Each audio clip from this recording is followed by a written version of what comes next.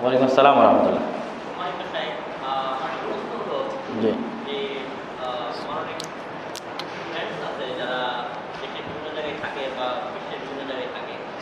আমি যেহেতু সালাফি আকীদায় বিশ্বাসী এবং তারা অনেকে বিভিন্ন দলের সাথে কিন্তু তাবলীগ জামাত বিভিন্ন বিভিন্ন তারা আমার কাছে যে প্রশ্নটা ফ্রিকোয়েন্সি করে যে সৌদি আরবের যে নতুন যে পলিসি যে শুনি যে তারা সিনেমা হল করছে বা বিভিন্ন পানীয় তারা উন্মুক্ত করে দিচ্ছে, এটা আসলে সত্যি মানে আপনার বাস্তব অভিজ্ঞতার আলোকে আমি জানতে চাচ্ছি যে এটা আসলে কোন পর্যায়ে আছে। উনি যে বিষয়ে আমাকে প্রশ্ন করেছে যে বর্তমান সৌদি আরবে সার্বিক অবস্থার উপর উনি আমার কাছে জানতে চেয়েছে।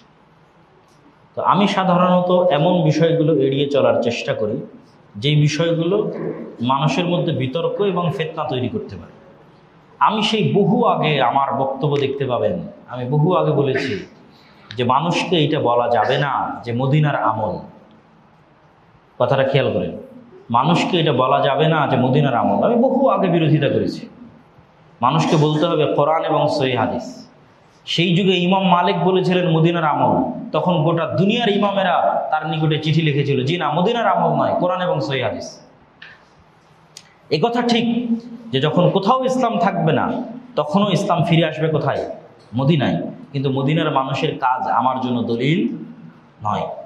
তখনও মদিনার মানুষ দ্বীনের উপর আছে কিনা এটা নির্ধারণ করবে কে? কোরআন এবং সহিহ হাদিস। যে মদিনার মানুষ এখন দ্বীনের উপর আছে এটা নির্ধারণ করবে কে? কোরআন এবং সহিহ হাদিস। এই জন্য কেউ যখন দলিল বানায় যে সৌদি আরবের আমল, আমি এটার পক্ষে না।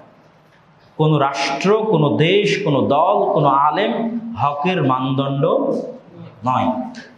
আমি নিজে অযথা একটা জিনিসকে হকের মানদণ্ড বানিয়ে কেন বিপদে পড়ব? আমি এই বিপদে পড়তে রাজি না। আমি আজ আপনাকে বলে দিলাম সৌদি আরব হকের মানদণ্ড, কাল সৌদি আরব কিছু করে বসলে আপনি এসে আমাকে বলবেন এই দেখেন আপনার সৌদি আরব এটা করছে। আমি কেন এই জবাব দিতে চাইব? আমার কাছে হকের মানদণ্ড কি? কোরআন এবং সহিহ হাদিস।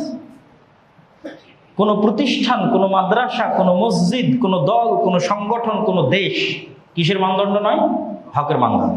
তো যেহেতু আমার কাছে সৌদি আরব হকের মানদণ্ড নয়, মদিনার মানুষের আমল হকের মানদণ্ড নয়, সেহেতু সৌদি আরব এবং মদিনায় কি হচ্ছে তার জন্য আমি জবাব দিব। কথা মানে বুঝতে পারেননি? কথা কি আমার বুঝতে পেরেছেন? আমি জবাব দিব কি? আমাকে কোরআন এবং হাদিস সম্পর্কে জিজ্ঞেস করতে হবে, কোরআন এবং হাদিসের জবাব দেব। আপনি আমাকে জিজ্ঞেস করেন গান শোনা হালাল না হারাম, তো বলে গান শোনা হারাম।